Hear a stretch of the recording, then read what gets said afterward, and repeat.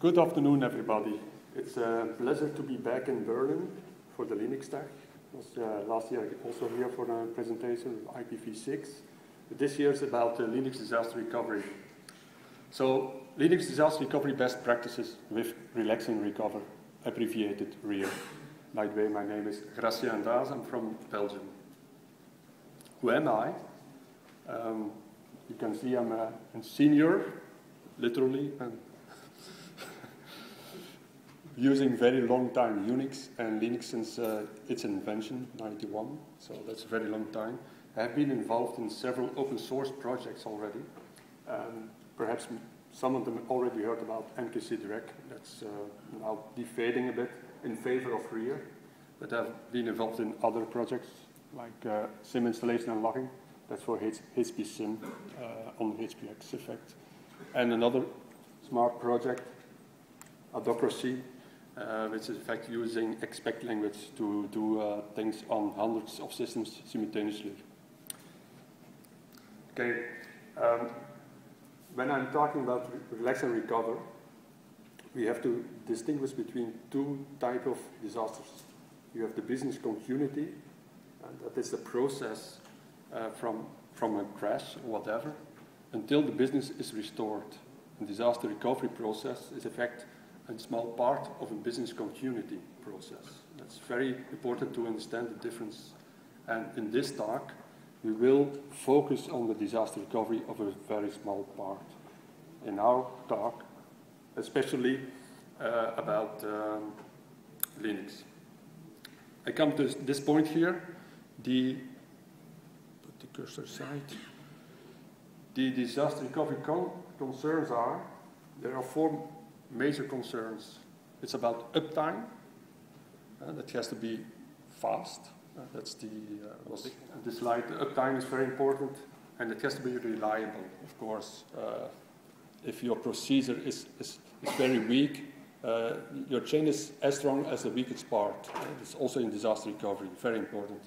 You have to practice it to find the weakest spot.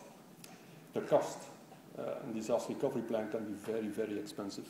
I've been in several years in disaster recovery exercises, not only from Linux, but also for HPX and stuff like that, business continuity processes. It can be very, very expensive. Relax and Recoverr, which we will use, is in low cost, it's open source, and a lot of disaster recovery processes tend to be very complex, and we try to avoid that. That's also a key. Relax and Recoverr, you can download it. It's free. The URL is there. The official sources are at GitHub. You can download it. The second URL, the snapshots, that will be done tomorrow, the official ones, because it changed from SourceForce Subversion to GitHub. And the official source is over there. There's a blur kind of. I will use this. It's over there. It's again for us. Okay. You continue. To install it, you have to use yum install. You need some dependencies, like syslinux is a very important one. If you're using Intel-based operating systems, and if you want to use backup towards NFS, you need NFS utils or Samba, Civ utils, and so on. Okay. This slide is also a very important one, and you have to decide on a backup strategy. The backup strategy, do you want to use GNU-tar as your backup medium, or do you want to use rsync? And you have then the official open source backup programs like Bacala, or you have even commercial backup programs. You can integrate it into REAR. By this time, you probably all downloaded it already. Okay. If not, here is the official sources, and tomorrow we will put via OBS all the repositories over there. But in Fedora, Apple, and Slash, it's already officially pushed, and you can really install it by yum or by zipper. All right. Back to here, Fedora 17, that will be released tomorrow, hopefully. You can just do a yum install rear, and then it will also automatically install all the dependencies. However, I said syslinux is an important one that you should do manually, because not every operating system needs syslinux. And this is dependent on which kind of backup mechanism that you will use. If you're using an NFS disk, you need NFS utilities, Samba, Civ utilities, or rsync. Mostly these kind of things are available, or just do a yum install and you have it done. Also, do not forget the open secure shell stuff, but that should be standard. Again, come back to this slide. An important thing here is making some decisions on your disaster recovery. The program which you will use to take backups is very important. That's a major decision that you have to take. Will you use the standard GNU tar? You can use star, for example, is also a possibility. Okay. Or rsync is a validate candidate. Or then real backup programs like Bacala, or even commercial programs like, for example, NetBackup, Tivoli, Data Protector are there. Of course, if you select, you have selected one of these, and then you have to, well, if you select Bacala of commercial backups, then you don't have a choice effect, and you're using their mechanism to make backups. But you still need to make a decision where you want to put your bootable image. And that can be on an NFS share, Civ share, USB disk, a local disk, or even a file. Or a remote location, of course, over the network. Another decision is the rescue image that will be created by Relax and Recoverr. That should be something on certain media. And the media can be an ISO image, 0, or a tape. So the one button disaster recovery, bootable tape is one possibility, or over the network via Pixie or USB disk. And you can boot these days also from the USB disk, so you have a total solution at once. The backup types. I will focus today on the NetFS mainly, for the simple reason there are so many backup types. Here are a few of them.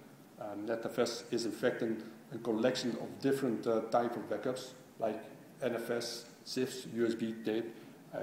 We put those 4 together and we call them net file systems by way of speaking. Of course, then you have the rsync possibility. You can use your mechanism to just use rsync program to copy your data of your operating system and your user data to a remote location. Or you can even say, okay, I don't want it. I just want that my image recreates a system and just ask to restore it myself. That's a possibility on this line. And then, of course, we have, again, the backup programs, open source and commercials. And there are still some not integrated yet, like the Legato stuff. So if somebody is willing to donate some code for integration, it's mostly welcome. And then also booting and storing also backup on a local DVD is not yet done, but okay. Like I said, I will focus today on the NetFS type. On the NetFS, or within the NetFS backup type, you can use ISO Linux effect, but then that's to make an ISO image, okay? Or if you want to boot over the network, then you're required to use Pixel Linux.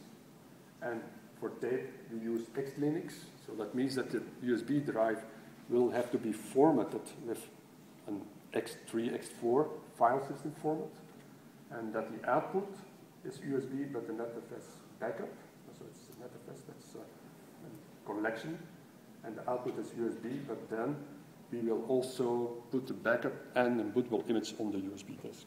So ISO on tape, well, it can be NFS, CIFs, local, or the tape drive with the one-button disaster recovery, USB, or the Pixie over the network.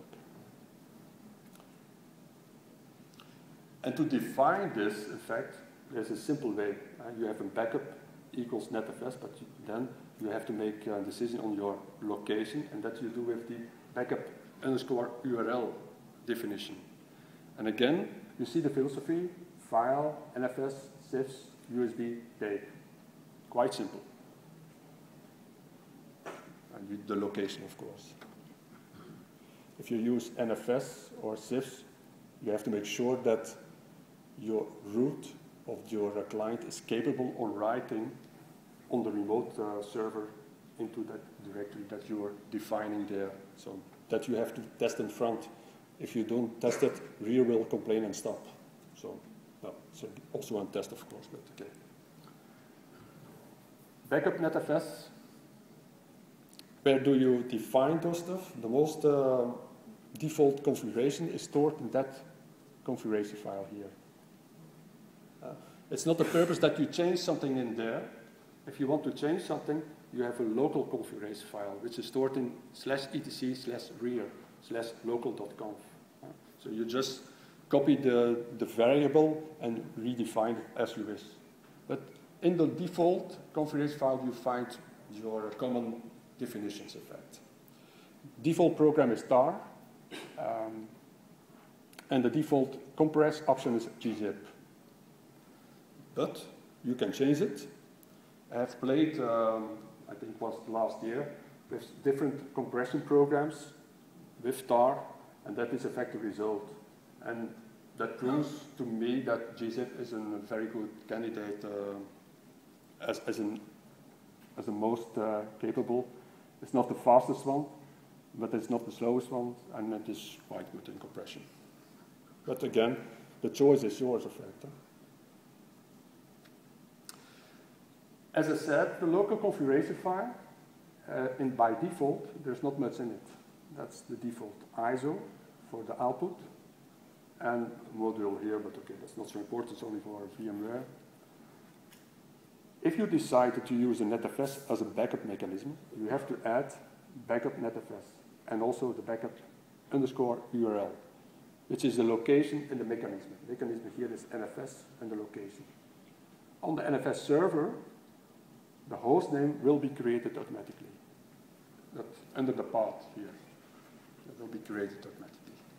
So you can, in fact, make backups of different systems on the same NFS server, and it will have differentiated between different subdirectories.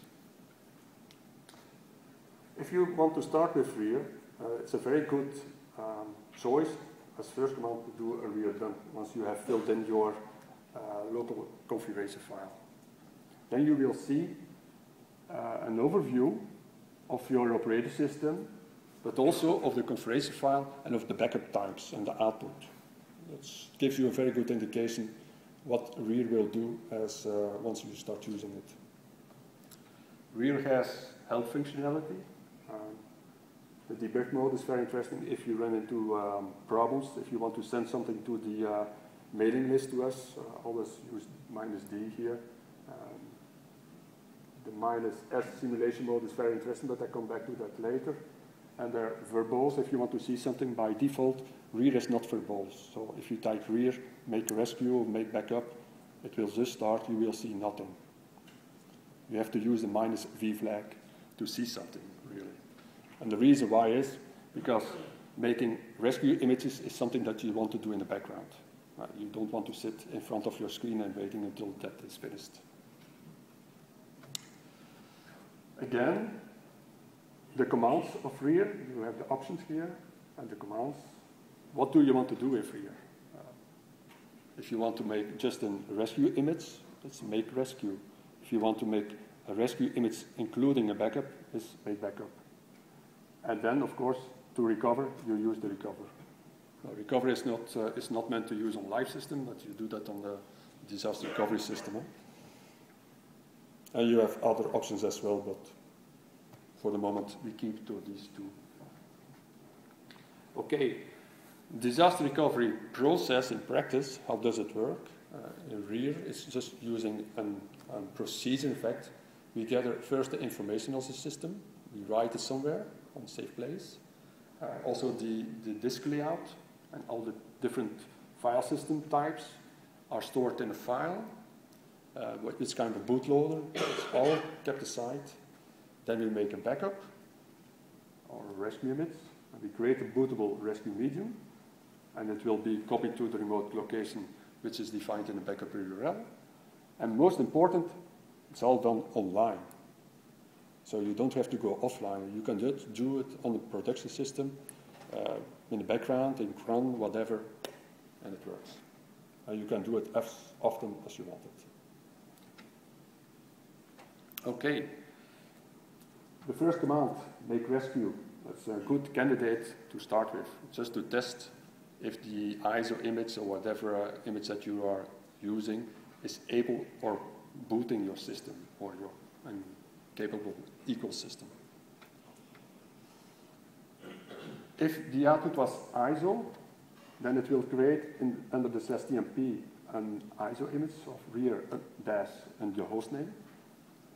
Also on the NFS server under the path hostname you will find the same file, so it is copied stored on the local system but also on the remote system. And it will create a disk layout configuration file automatically. So that's a file that is not existing if you install rear from scratch. You have first to run it once and then you will create a disk layout configuration file. That's how the system is looking alike on the disk configuration. You can try to boot the ISO image on the system. It can be the local system if it is a test system or another system. But just inspect if the kernel is able of booting it and you can find all the devices. It could be important. Always practice in front before you do a real disaster recovery test. According to that, you can add extra modules, but in most cases that's not necessary. The last years, I think REAR is copying almost all modules that we need and more. But in some cases, if you have a complete different type of hardware that you want to booting on, that could be useful to test it and see what's missing, which module is missing, and then you can just module add and so on. Okay, the REAR backup is in fact exactly the same as make rescue, but there is also a backup of your OS made and the data. You can exclude certain volume groups, for example, because I can imagine that in a SAP application environment that you don't want 10 gigabyte or 2 terabyte being backed, which is already backed by another program, commercial program. So you want to stick to the OS, then you can include only VG or exclude VG. Okay, very good point that you have to look at is the log file. At each creation that you run REAR, there's a log file created. Always have a look at it, because sometimes there's an error in it that you missed if you run it in the background. Quite important. The recovery process, that's in fact the reverse, but you do it on another system. You boot from the ISO image that you had created before, and you wait until you have the prompt, and then you say REAR recover, and then it will recreate your file systems, repartition your hard disk first, recreate your file systems, and mount it. Once the file systems are mounted, then the restore will happen onto it. And that depends, of course, on the backup type that you have chosen. If it's tar, it will use tar, or sync, or commercial programs, or non-commercial backup programs. And it will do some other things, of course, like labeling, recreate a swap, and of course, once everything is done, the bootloader, because you want to boot. And when it's finished, it will stop and give you a prompt. You still have the possibility to inspect your restored system. Everything which is restored is under the /mnt/local. So the mnt local is in fact the original root of your system. You can expect you have a stub file, the host file, or the network configuration. REAR will try to make sure that your network configuration is all right. So the kind of MAC addresses will be put correctly, which are new. They will be readapted in the configuration files of your restored system. Same is true with the unique user IDs of your disks, if you use BetterFS, for example. If you're sure it's working, reboot, and you will soon know if it is working or not.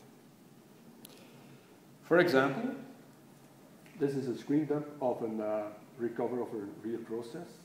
This is the Fedora 17, which hopefully will be released tomorrow.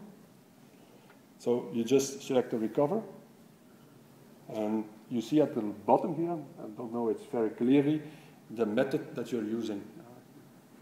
For example, it says here, backup is NetFS, output was ISO, and backup URL was NFS and something here.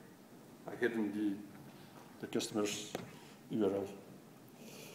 Okay, you wait until you get the boot prompt, login prompt, of course, that I meant. Just type root, there's no password attached, so you get the prompt. Next point, you just say rear -v recover. -v is to have verbose, otherwise I wouldn't have seen these things. Important here, what I highlighted here is this was a recovery exercise on the same type of hardware, same type of disk, so it was identical. It's very easy to restore, and you will have no prompt, whatever, it will just continue. At the last point here, it is finished, tells you no errors were reported, and you can explore it under the /mrt local directory. That is on the next slide. If you do, you will see it here. This is the restored system. What else can I say about this? Not much, if everything seems okay. You can do a lot of commands like VZ display or whatever. You just reboot it, then it will take a while because once the new system comes up from this file systems here, it will do a relabeling of as a Linux. For the moment, we disable as a Linux at the moment that we take a backup, and we force a relabeling at the recover time. So that will take a minute or two. Then you have the login prompt, and you can just log in. So simple as that. Real is also capable of doing cloning because the system that you're using to restore on does not have the same capacity of disk, different type of hardware. It has to be the same type of hardware. So you cannot restore an Intel-based to an Titanium, for example. That's to make that clear. So cloning meant, what I mean with cloning is a different, let's say, a different kind of disks or memory and stuff like that. It will notice that and will ask you here on this menu, okay, I found different type of disks. Which kind of disk will you want to use to restore on? And you just select one. Then we go into an interactive menu. Once you did this, it will tell you the disk layout, please investigate, because the layout of the original disk is not the same as the new disk effect. So you have to view it, and you have options here. Always do a view to inspect it. If you are not 100% sure, you can continue. This is a view. That is the disk layout file, how it looks like. You have definitions for the disk partitions, file systems, and the swap. Okay, if you don't understand that much, then I can only say just do the recover exercise. That will automatically create another script, the disk restore script, that you see here. You can also view it. You can see it on the next screen. This is a real script. You can just scroll with the VI editor, and you can see if everything looks fine to you. If you're not sure, I would say just continue. It will tell you if it's not something not working. In this example, you see an error happened. It's not fatal. You have to look at the log file. So the log file is always stored here in the menu. You select the log file over here. You can really see what's happening. And if you look carefully, you will see in this line that the size did not match anymore because it was a smaller disk. So to create a logical volume, there was not enough space left. So what you have to do is to edit the script and just replace the original size to the new size.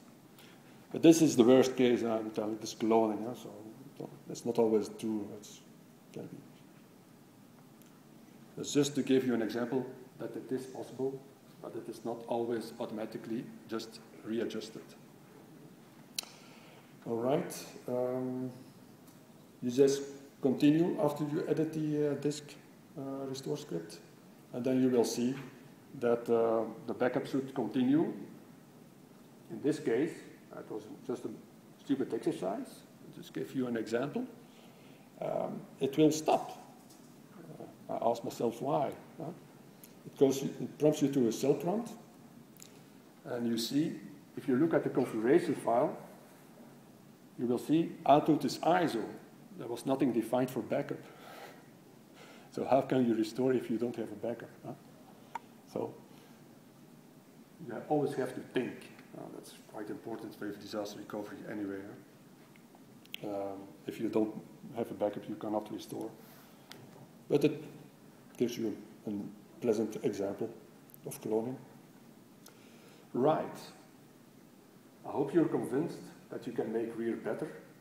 And to help you with that, we have added an option, which is simulation, the -S, that gives you a deeper insight in how REER is working. You can do it for the make backup and the recover. You can do it, in fact, for every command. Then you see the logic of the program. So we have one main script. It's called user has been REER, and all the other scripts are very tiny, and we keep it in separate flows, and it's under the user share REER, and then you have the different flows, but I'll come back to that later. Very important is everything is written in the bash, so it's written for system administrators by system administrators, by way of speaking. So everybody should be able to read it, understand it, and at least write something. I will give you later on in the presentation a small example. This is the make backup flow. These are the different directories which are, if you do an ls under the /user share REER, you will find different directories like here. The configuration directory, where all the configuration files are stored. And you will read the same configuration files in the recover mode as backup or rescue mode. It's very interesting. I think so. The preparation work is done here. The layout of your disks is done here. Then you have the rescue, where you want to make your investigation of your network, of your disk, disk not anymore, but storage. Here you have the build, where you build the RAM disk for the rescue image, in fact. There's a pack subdirectory where you put all the stuff that you have created or collected in one collection directory to create an ISO image, because in this case. And that's copied also to the output URL. If you can use a different output URL than the backup URL. If the backup URL is something and you don't define the output URL is the same as the backup URL, but it can be different. Some customers are using different locations for storing the ISO image. And then, because we're using the make backup flow, also the backup will happen under these directory. So there are always scripts under it. You just have to browse it, and then you will see the flow effect. The recover is in fact the same logic, configurations. We set up stuff, we verify stuff, we check if a recovery is possible at all.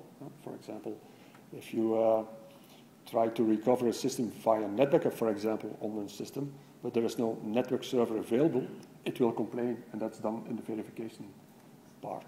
So these are scripts which are created and sitting there. The layout prepare is to recreate your file systems and disk stuff.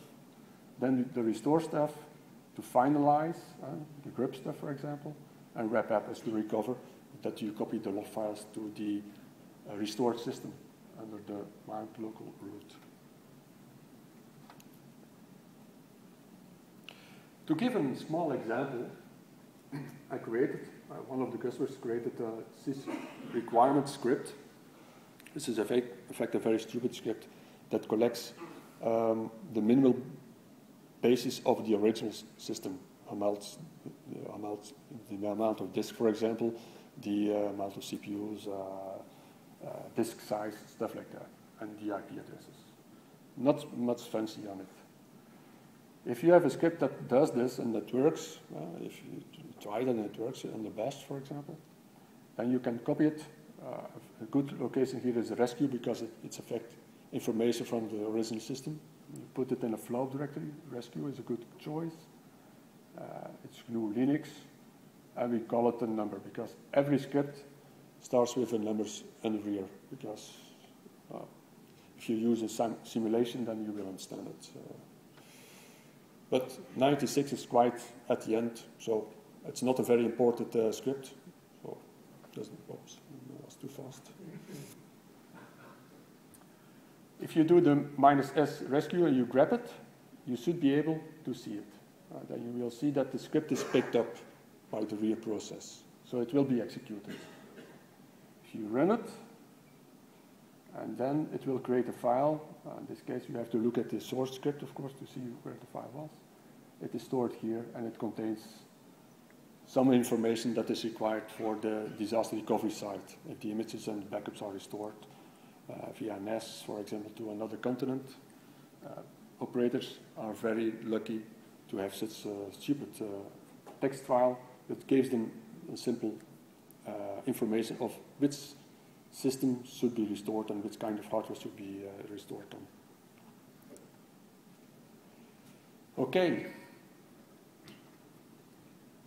I hope that you don't need it, but if you need it, we have on GitHub an issues.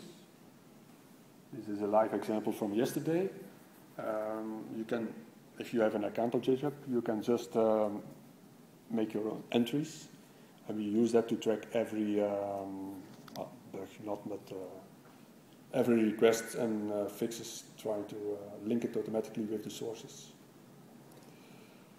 That's the end of my main talk. Again, here are the locations. This is the mailing list still at SourceForce. There are 4 main contributors for REAR, and we are all here today and tomorrow at LinuxTag. You will find a booth, and it's number 105, and you can find us there. So if you want to talk to us, if you have any questions, please come over. Also very important, tomorrow at 10 o'clock we have a workshop, and then we can go deeper into how REAR is working. So we can explain it more in depth, all the steps, and you can solve the scripts, explain the scripts, and all the questions that you have, you can ask there. And we will also have an hour or 30 minutes or so discussing on the next roadmap of REAR effects. So if you have input, please come over. Tomorrow, 10 o'clock, it's a workshop.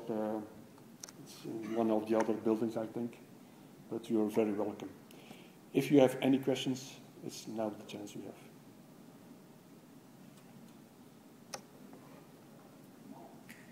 Yes? Do you have to register for the workshop somewhere? No. You can just come over. Okay. It's on the official agenda, so you will see it. It's tomorrow at 10 o'clock until 12 o'clock. Yeah. Any more questions?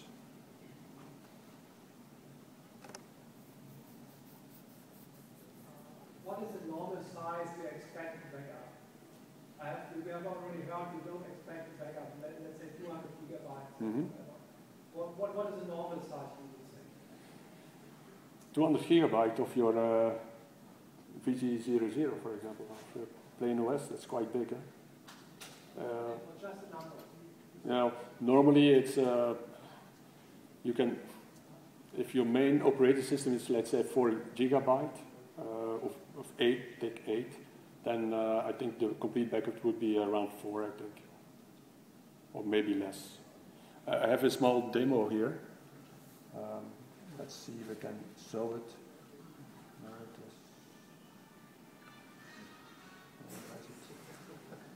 That's always the problem here.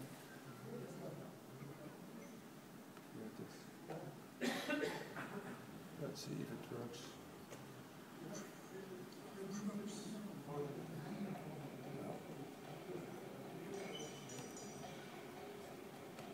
No, that was not good. Well, on our website, there's a small presentation. Oh, here it is. Small video.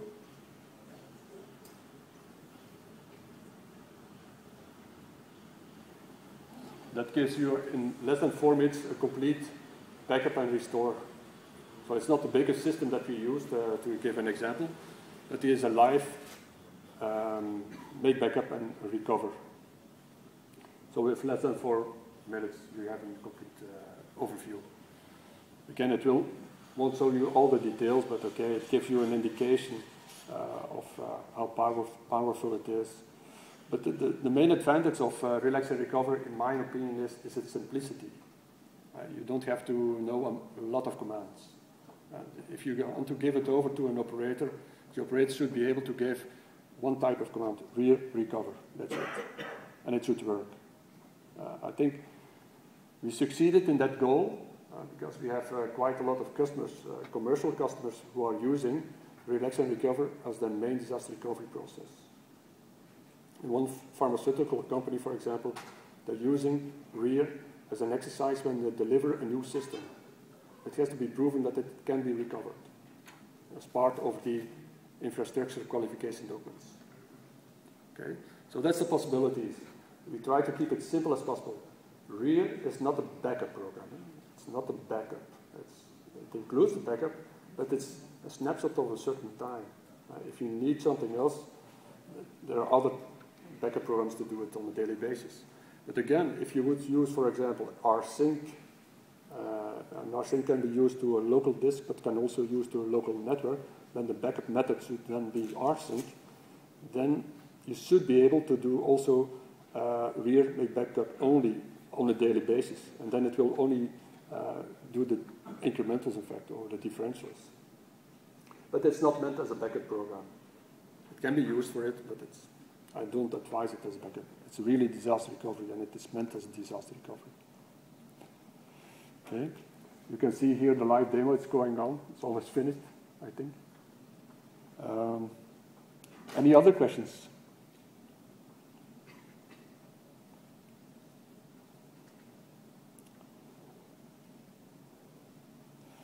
No, if there are not any other questions, then I hope to see you all on the workshop tomorrow, or at least stop by on the booth today, tomorrow, or the day after, and have a little chat. We are always open for ideas, things we are missing, and if there's really something missing, we do have a sponsorship. So if you want us to write something, you can sponsor us for it. It's no problem. Thank you all for the attendance, and I have you a pleasant stay in LinuxTag and all the presentations. Thank you.